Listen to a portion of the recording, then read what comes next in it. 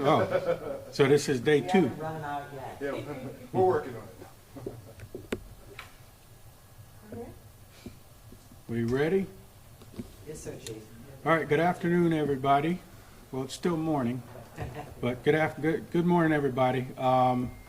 Bike Week is upon us. And here in the city of Daytona Beach, we are excited to be the epicenter of this entire 10-day event. This is the 82nd Bike Week, and we're just excited for it. And I just want to share some routine reminders for everybody that will be coming in town to participate in this event. But first and foremost, what you can expect over the next 10 days from the Daytona Beach Police Department is a all hands on deck approach. So I will have a lot of resources out there, specifically the Main Street venue. You will see upwards of 60 uniformed police officers that are going to be assigned specifically to that Main Street venue.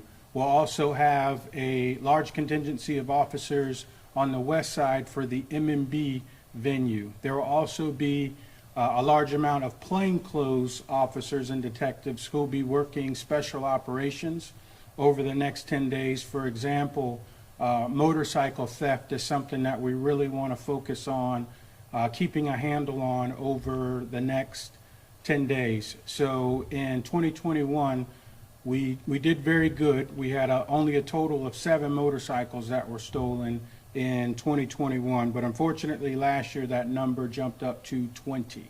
So 1 is too many for me, but our goal is to really focus on the reduction of overall motorcycle theft. So we'll have folks strategically placed throughout the city so that we can do our best to reduce these motorcycle thefts. Just some routine reminders for everybody. Please, please, please pack your patience. You're going to end up sitting in traffic. That is a part of the event. But we want to do our best to reduce incidents of road rage. Just getting unnecessarily upset because someone cut in front of you. The next thing you know, there's an accident following by an altercation, and someone has to go to jail. We have to get involved and someone has to go to jail. So we want to avoid those road rage incidents by all means if we can. There's a saying that they say, look twice and save a life. I would like to say, look at least 3 to 4 times prior to pulling out into traffic, especially dealing with this large number of motorcycles. They come up very fast and they can come up out of nowhere. Take advantage of the equipment on your vehicles as far as the blind spot awareness that are on most newer model vehicles nowadays. Take advantage of that because we want to do our best to reduce motorcycle crashes as best we can. I also want to recognize, I talk about my staffing, but the staffing increases at Halifax Hospital and Advent over the next 10 days just on the sheer number of trauma alerts that unfortunately end up out at Halifax throughout this event. So again, I just want to implore people to take your time, pack your patience, look 3 times, 4 times, do whatever you have to do to avoid an unnecessary accident. And most important, above all, put down your phones. Inattentiveness is probably the #1 cause of accidents during this event.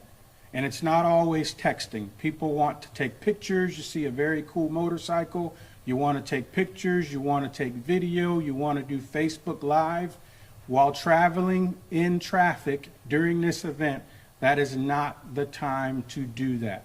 So by all means, please put down your phones, not just for your safety, but for the safety of the motorcyclists and everybody else around you.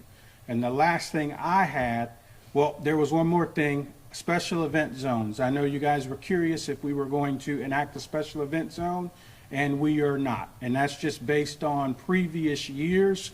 We've never seen the need during the Bike Week event. It's a great tool to have. So we'll monitor how things go this weekend. And if we don't like how they go this weekend, that may be something we circle back next weekend for the big and final weekend of Bike Week. But lastly, I would be remiss if I did not mention what occurred last year during Bike Week that completely rocked our community, and that was the very tragic and shocking deaths of Terry and Brenda Altman. They were two local residents that lived over on our beach side, and they were viciously murdered while making their way home from that Bike Week event. So my heart still goes out to that family. It's still very fresh for the family, and it's still very fresh for us, my investigators, that had to respond up there to that scene last year. So in discussions about that, we put some additional safety measures in place. The big thing is lighting.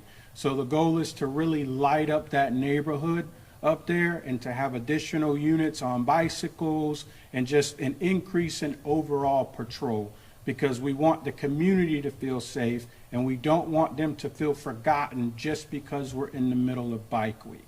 That was something that was one of the most important takeaways of that tragedy from last year. Was we have to make sure we do our part to stay vigilant and present in the surrounding communities surrounding that main event.